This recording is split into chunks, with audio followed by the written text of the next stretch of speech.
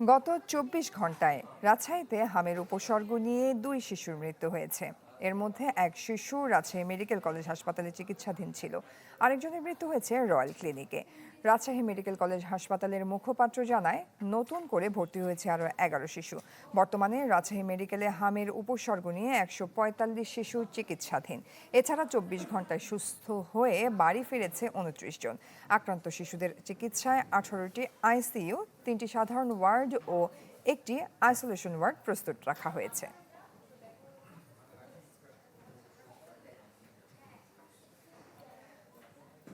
দর্শক, হামের প্রকোপ এবং টিকাদান কর্মসূচির বিস্তারিত খবরাখবর জানতে আমাদের সাথে যুক্ত হয়েছেন রাজধানী এবং রাজধানীর বাইরে থেকে সহকর্মীরা। শুরুতেই মহাখালীর ডেডিকেটেড কোভিড হাসপাতাল থেকে হাম পরিস্থিতির খবর জানাবেন আমাদেরকে ইমতিয়াজ মাহমুদ। চলে যাচ্ছি আমরা ইমতিয়াজের কাছে। ইমতিয়াজ, আপনি যেখানে আছেন সেখান থেকে হাম পরিস্থিতির খবরাখবর কি আছে আপনার কাছে? জয়ী, কিছুক্ষণ আগে এখানে যিনি অ্যাডমিন অফিসার আছে তার সাথে আমরা কথা বলেছিলাম। তিনি জানিয়েছেন যে হামের শুরু থেকে, অর্থাৎ ২৫শে মার্চ থেকে যখন শুরু হয়েছে এবং তখন থেকেই কিন্তু এই পর্যন্ত সর্বাধিক হামের যে রোগী তারা কিন্তু অবস্থান করছে, অর্থাৎ ৩৭৪ জন, এবং গত ২৪ ঘন্টায় হামের রোগী শনাক্ত হয়ে এখানে ভর্তি হয়েছে ১০৪ জন, এবং সর্বমোট এখানে মৃত হামে মারা গিয়েছে সেই সংখ্যাটা বলা যায় যে ৮ জন।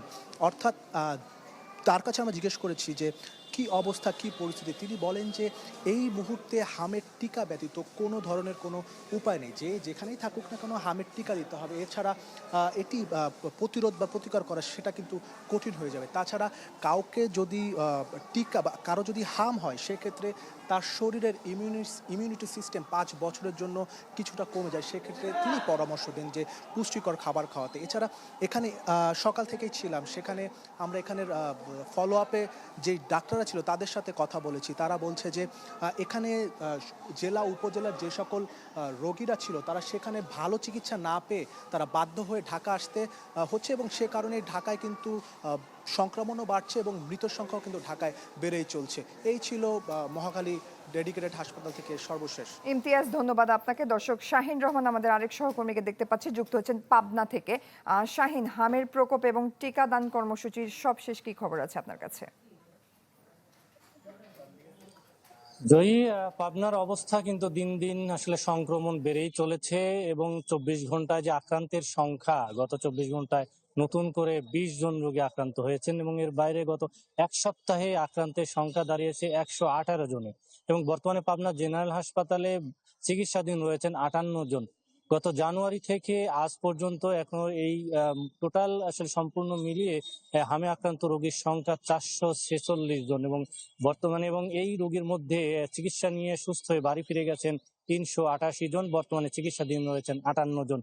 তো সব মিলিয়ে যে তথ্য পাবনা জেনারেল হাসপাতালের এবং সিভিল সার্জন কার্যালয়ের, সেই তথ্য মিলিয়ে বলা যাচ্ছে যে পাবনা জেনারেল হাসপাতালে যে রোগীর ভর্তির যে চাপ সেটি কিন্তু বেড়েই চলেছে, সংক্রমণও বাড়ছে, এবং হাসপাতালের দেখেছি আমরা পরিদর্শন করে যে মেঝেতে বারান্দায় গাদাগাদি করে ঠাসাঠাসি করে রোগীদের চিকিৎসা দেওয়া হচ্ছে, এবং এই চিকিৎসা নিতে গিয়েই সংক্রমণ আরো বাড়ছে বলেই মনে করছেন চিকিৎসক এবং সংশ্লিষ্টরা।